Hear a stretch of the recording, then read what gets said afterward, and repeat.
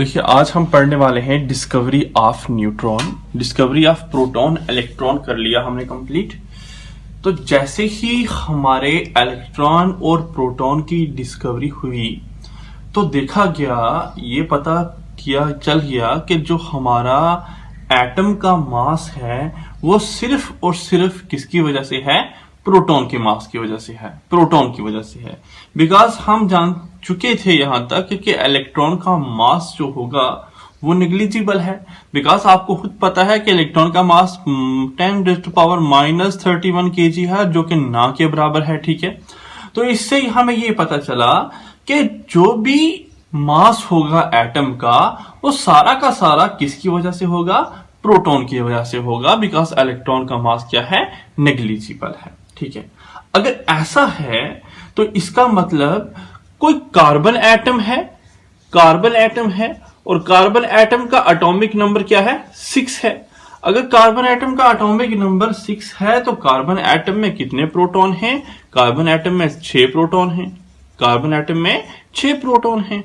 तो इसका मतलब कार्बन एटम का मास कितना होना चाहिए? कार्बन एटम का मास 6 यूनिट होना चाहिए, क्योंकि एक प्रोटॉन 1 यूनिट मास है, 6 प्रोटॉन 6 यूनिट मास है। देखिए मैं आपको सिंपल बताता हूं। कार्बन एटम का एटॉमिक नंबर 6 है तो कार्बन एटम में 6 प्रोटॉन हैं, 6 इलेक्ट्रॉन हैं। मानते हैं आप इस बात को? जितने प्रोटॉन उतने ही इलेक्ट्रॉन होते हैं। मैं आपको डिटेल में जाऊंगा आगे वाले यूनिट में इसमें। ठीक है, तो कार्बन एटम में 6 प्रोटॉन हैं, 6 इलेक्ट्रॉन हैं। अब इलेक्ट्रॉन की वजह से तो मास होता नहीं, सारा का सारा मास किसकी वजह से होता है? प्रोटॉन की वजह से होता है। इसका मतलब कार्बन एटम जिसका एटॉमिक नंबर 6 है उसमें 6 प्रोटॉन हैं, 6 इलेक्ट्रॉन हैं। इलेक्ट्रॉन की वजह से कोई मास नहीं है, प्रोटॉन की वजह से मास है। इसका मतलब कार्बन एटम का मास 6 यूनिट होना चाहिए। लेकिन देखा गया कार्बन एटम का मास 6 यूनिट नहीं होता। कार्बन एटम का मास 12 यूनिट होता है। कितना यूनिट होता है? 12 U। मैंने आपको बताया पहले यूनिट में। ठीक है, ऐसा क्या है कि कार्बन एटम का मास 6 यूनिट के बजाय 12 यूनिट निकल के आया? इसी चीज ने ये सोचने पे मजबूर कर दिया हमारे एक साइंटिस्ट को, जिसका नाम था चैडविक। क्या नाम था? चैडविक। तो चैडविक ने कहा कि कुछ एक एक्स्ट्रा पार्टिकल प्रेजेंट होता है हमारे न्यूक्लियस ऑफ एटम के अंदर। कि एटम के अंदर प्रोटॉन तो है ही, इलेक्ट्रॉन तो है, लेकिन प्रोटॉन और इलेक्ट्रॉन के अलावा भी कोई एक ऐसा पार्टिकल होता है, तीसरा फंडामेंटल पार्टिकल, जिसका नाम क्या है? न्यूट्रॉन, जिसका मास इक्वल होता है हमारे मास ऑफ प्रोटॉन के बराबर। ठीक है, तो दैट इज वाई, तभी यही एक कारण था जिस कारण की वजह से कार्बन एटम का मास 12 यूनिट बना। क्या कारण था? कि इलेक्ट्रॉन का मास तो था नहीं, प्रोटॉन का 6 यूनिट मास प्रोटॉन से आया, 6 यूनिट मास न्यूट्रॉन से आया। ठीक है, तो कार्बन का मास बन गया 12 यूनिट। सिंपली एक बार फिर से रिपीट करता हूं कि जैसे ही इलेक्ट्रॉन प्रोटॉन डिस्कवर हुए, ये सोचने लग गए सारे कि इलेक्ट्रॉन प्रोटॉन तो हो गए डिस्कवर, तो एटम का मास सारा का सारा फिर प्रोटॉन की वजह से है। बिकॉज इलेक्ट्रॉन का मास निग्लिजिबल गया, इलेक्ट्रॉन का मास ना के बराबर है, तो उसकी वजह से तो मास ही नहीं होगा।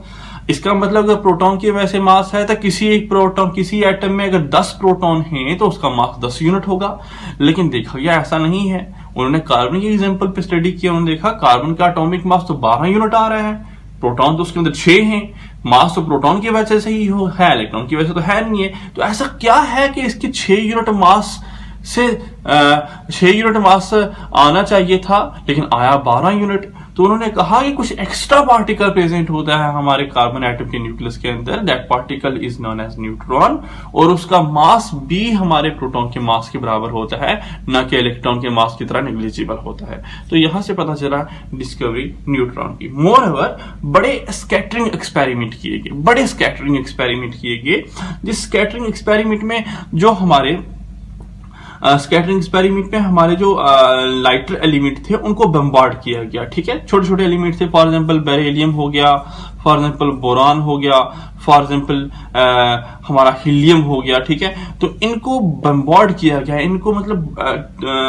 अल्फा पार्टिकल रेज जो होती हैं, फास्ट मूविंग रेज जो होती हैं, अल्फा पार्टिकल रेज, याद रखिए छोटे छोटे एलिमेंट जो हैं इनको अल्फा पार्टिकल रेज इनके ऊपर फेंकेंगे। अल्फा पार्टिकल लाइट एलिमेंट जो थे फॉर एग्जाम्पल बेरिलियम, बोरान और हीलियम, दैट इज इन पे इन्होंने क्या किया, इन पे इन्होंने अल्फा रेस को क्या किया, बम्बार्ड किया। जैसे ही अल्फा रेस को इनके ऊपर फेंका, ये जो लाइटर एलिमेंट थे ये क्या किया, इन लाइटर एलिमेंट ने ये टूटे, ठीक है, और टूट के एमिट किया इन्होंने कुछ ऐसे पार्टिकल जिनके ऊपर कोई भी चार्ज नहीं था और जिनका मास हमारे प्रोटॉन के मास के बराबर था। फिर चैडविक ने कहा कि ऐसे लाइटर एलिमेंट जिनको मैं क्या करता हूं, अल्फा रेस फेंकता हूं जिनके ऊपर, और वो टूट के कुछ ऐसे पार्टिकल हमें दे रहे हैं जिनके ऊपर चार्ज तो है नहीं और जिनका मास प्रोटॉन के मास के बराबर है। उन्होंने कहा कि वो वाले पार्टिकल को मैं क्या बोलता हूं, उन वाले पार्टिकल को मैं न्यूट्रॉन बोलता हूं, जो हमारे इन लाइटर एलिमेंट के न्यूक्लियस से निकल रहे हैं। तो यहां से उन्होंने अपनी डिस्कवरी को वेरीफाई किया। That is all about the discovery of neutron, simple ही था।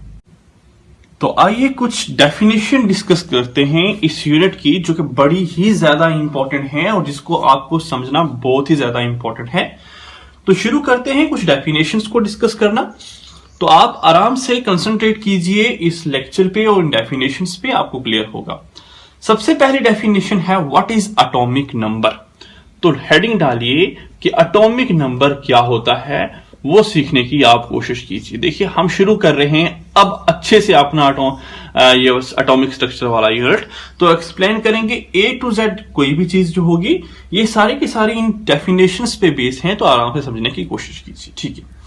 एटॉमिक नंबर जो था क्या होता है और ये बताया किसने, ये हमें मोसले ने टर्म दी और मोसले ने एटॉमिक नंबर के बारे में हमें बताया, ठीक है। मोसले ने एटॉमिक नंबर के बारे में सारा का सारा कंसेप्ट दिया। अब ये एटॉमिक नंबर है क्या, देखिए। एटॉमिक नंबर होता है कि किसी एटम के अंदर, किसी भी एटम के अंदर कितने नंबर ऑफ प्रोटॉन्स हैं या कितने नंबर ऑफ इलेक्ट्रॉन प्रेजेंट होते हैं, that is known as atomic number. तो आप लिख सकते हैं the number of proton, number of protons और electrons present in an atom. कि कितने प्रोटॉन हैं या कितने इलेक्ट्रॉन हैं एक एटम के अंदर इज कॉल्ड एटॉमिक नंबर। उसी को हम क्या बोलते हैं, एटॉमिक नंबर बोलते हैं। कितने इलेक्ट्रॉन प्रेजेंट हैं या कितने प्रोटॉन प्रेजेंट हैं, ठीक है। अब एटॉमिक नंबर को डिनोट किससे करते हैं, तो डिनोट करने के लिए हम एक अल्फाबेट लेते हैं, that is capital Z। It is denoted by capital Z, ठीक है। अब एटॉमिक नंबर को इस तरीके से भी लिख सकते हैं, atomic number that is Z। Atomic number क्या है, atomic number that is Z किसके बराबर है, वो है number of proton in the nucleus of, proton nucleus में होते हैं, मैं आपको बताऊंगा, ठीक है। Number of proton in the nucleus of an atom, proton in the nucleus, ठीक है। एटॉमिक नंबर क्या है, एटॉमिक नंबर के न्यूक्लियस के अंदर कितने प्रोटॉन हैं, एक एटम के न्यूक्लियस के अंदर कितने प्रोटॉन हैं। या एटॉमिक नंबर ऐसा भी हो सकता है, उसकी दूसरी डेफिनेशन कीजिए, और number of electron present in neutral atom, number of electron present in neutral atom. बस ये थी हमारी definition atomic number, present in neutral atom. मैं बताऊंगा न्यूट्रल एटम क्यों लिख रहा हूं, मैं आपको डिटेल में जाऊंगा, बताऊंगा आगे, जैसे आगे बढ़ेंगे आपको पता चल जाएगा, ठीक। That is whole about atomic number, बस यही कंसेप्ट है एटॉमिक नंबर का। अगर फॉर एग्जांपल मैं आपको बताता हूं किसी एटम का एटॉमिक नंबर 6 है, फॉर एग्जांपल किसी एटम का एटॉमिक नंबर 6 है, ये एटॉमिक नंबर मैंने लिखा, और उसका नाम है कार्बन। किसी एटम का एटॉमिक नंबर 6 है, उसका नाम है कार्बन। अब जरा बताइए उसके अंदर प्रोटॉन कितने होंगे, तो जितना उसका एटॉमिक नंबर उतने उसके अंदर प्रोटॉन, तो उसके अंदर प्रोटॉन कितने हैं, 6 प्रोटॉन हैं, और उसके अंदर इलेक्ट्रॉन कितने हैं, इलेक्ट्रॉन भी 6 ही होंगे, ठीक है। अगर मैं कहूं आपको किसी एटम का एटॉमिक नंबर 31 है, ठीक है, 31 है, ठीक है। अब जरा बताइए, हमें नाम नहीं याद, हम क्या करें? हमें नाम नहीं आता तो क्या करें? बता, सिर्फ ये क्वेश्चन पूछ लिया सर ने कि 31 एटॉमिक नंबर के अंदर कितने प्रोटॉन हैं, तो आप कहेंगे सर जितना उसका एटॉमिक नंबर उतने उसके अंदर प्रोटॉन, 31 प्रोटॉन और 31 ही इलेक्ट्रॉन होंगे, याद रखिए। लेकिन बात याद रखिए कि वो एटम अगर न्यूट्रल है तभी उसके अंदर इलेक्ट्रॉन उतने ही होंगे। अगर उस एटम में चार्ज है पॉजिटिव या नेगेटिव तो इलेक्ट्रॉन कम या ज्यादा हो सकते हैं, ये आपको एक्सप्लेन करेंगे आगे, ठीक है।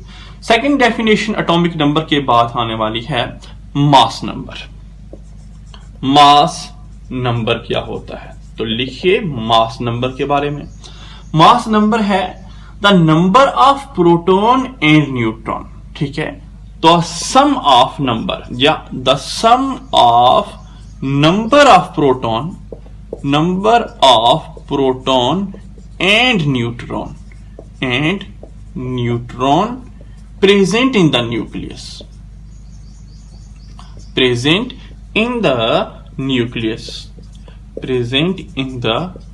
nucleus of an atom, that is known as mass number। कि कितना प्रोटॉन का नंबर और कितने न्यूट्रॉन का नंबर है, इन दोनों को प्लस करेंगे तो जो निकल के आएगा that is known as mass number. मैं एक छोटी सी बात आपको बता दूं एडवांस में कि जो प्रोटॉन होता है और जो न्यूट्रॉन होता है ये एटम में, इलेक्ट्रॉन ये भी एटम में प्रेजेंट होता है, लेकिन प्रोटॉन और न्यूट्रॉन एटम के न्यूक्लियस में प्रेजेंट होता है, याद रखिए। लेकिन जो इलेक्ट्रॉन है ये न्यूक्लियस नहीं, न्यूक्लियस से बाहर होता है। ये आप क्लास 10th में पढ़ चुके हैं, Bohr's model of an atom में, ठीक है।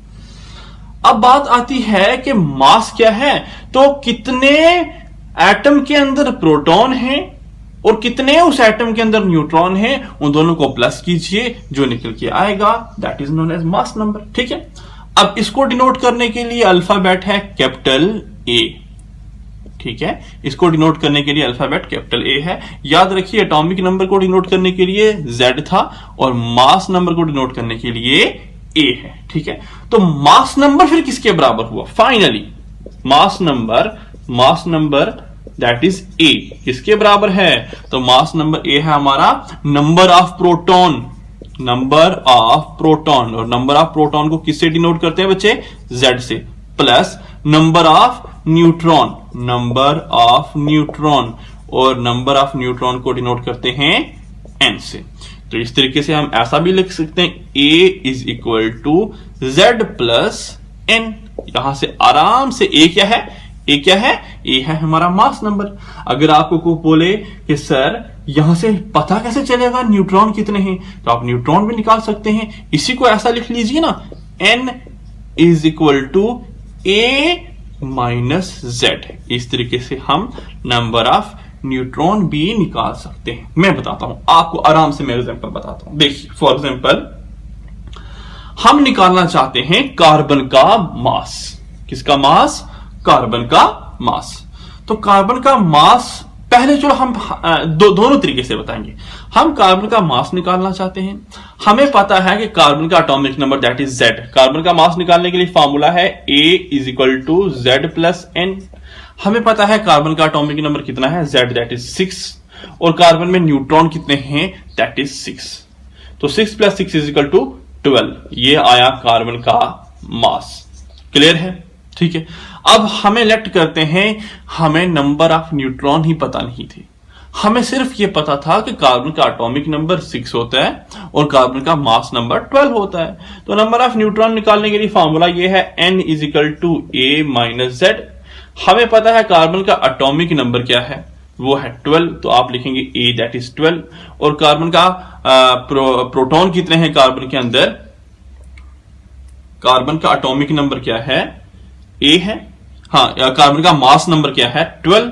हाँ, 8 मास नंबर था तो ए लिखेंगे 12 मास नंबर।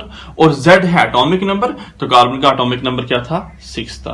तो इन दोनों को इक्वेट किया, 6 आया। That is number of neutron कितने हैं कार्बन में? 6 हैं। तो आप इस तरीके से आराम से किसी भी एटम का मास नंबर कैलकुलेट कर सकते हैं ये वाले फॉर्मूला लगा के, और मास नंबर से अगर आप न्यूट्रॉन कैलकुलेट करना चाहें तो आप न्यूट्रॉन भी कैलकुलेट कर सकते हैं। याद रखिए मास क्या होता है कि कितने एटम के अंदर प्रोटॉन है और कितने उस एटम के अंदर न्यूट्रॉन है, that is known as simple mass number. बस यही होता है मास नंबर। अच्छा, अगर रिप्रेजेंट करना हो किसी एटम को तो कैसे रिप्रेजेंट करेंगे? ये है हमारा कोई एलिमेंट, ठीक है, एलिमेंट के इस तरफ नीचे वाली साइड, ठीक है, इस तरफ सबस्क्रिप्ट में लिखेंगे हम Z क्या होता है हमारा एटॉमिक नंबर, और ऊपर हम लिखेंगे A, और A क्या होता है हमारा मास नंबर। तो ये है हमारी कंप्लीट रिप्रेजेंटेशन किसी भी एलिमेंट की कि कैसे एलिमेंट को रिप्रेजेंट किया जाता है।